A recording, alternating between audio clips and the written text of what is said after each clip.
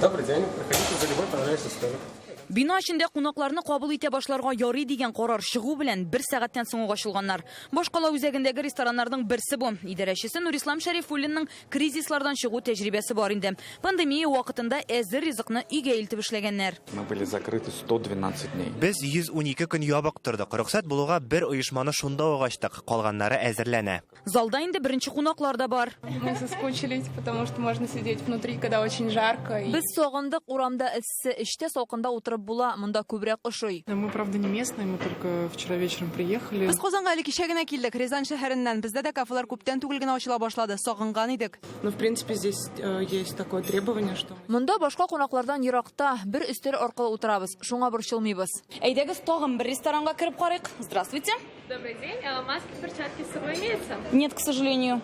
Пожалуйста, вы можете воспользоваться нашими средствами защиты. Менә шулай итеп безне ишек төбендә битлек һәм перчатка кигән администратор каршыла. Әгәр дә үзебез белән саклану чаралары юк икән, шушында ук битлек, перчатка һәм кулны эшкәртергә тәкъдим итәләр. Бу ресторан әле бүген генә үз ишекләрен ачты. Шундый авыр шартларда да персоналны тулысынча диярлек саклап кала алганнар. Мөмкинлек булгач җәйге терраса ачыла. Бүген бина эчендә бер үк вакытта 75 кешегә хезмәт күрсәтеп була. Если до этого, грубо говоря, зал рассчитан на 150 посадочных мест. Әгәр дә моңа кадәр зал утырып була торган 150 урынга исәпләнгән булса, хәзер бу 75 кеше. Ярты кешебезгә эшлибез. Кичә бүген ачылучылар булса да, яңалыкка әзер булмаган кафеларда җитәрлек икән. Баумындагы бу тарихи урында бүген җыештыру белән мәшгульләр. Әлегә заллары ябык. Мы вообще с нетерпением ждали открытия на самом деле. Кафеның ачылуын зарыгып көттек. Шундый шатбыз. Әмма шул ук вакытта моның зур җаваплылык икәнен дә аңлыйбыз. Тырышып эшләргә җыенабыз. Үзенең ограничениялары бар, шуның өчен аларны бөтенесен соблюдать итеп эчтек.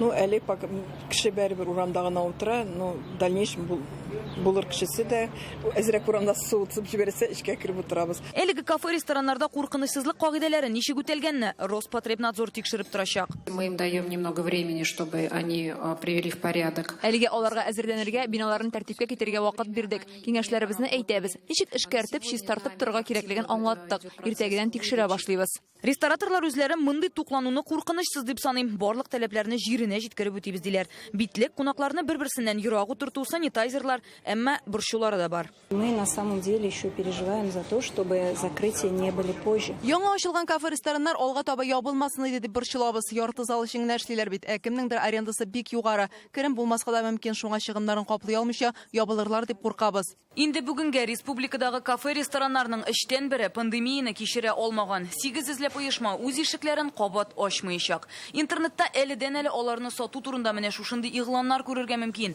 Бәяләре 50 меңнән алып миллионнарга кадәр. Әмма шул ук вакытта әлеге бизнес тагын 5%-ка яңарачак та дип белгечләр. Яңа форматта эшләргә өйрәнү, яңа төрле юнәлешләрдә ачкан.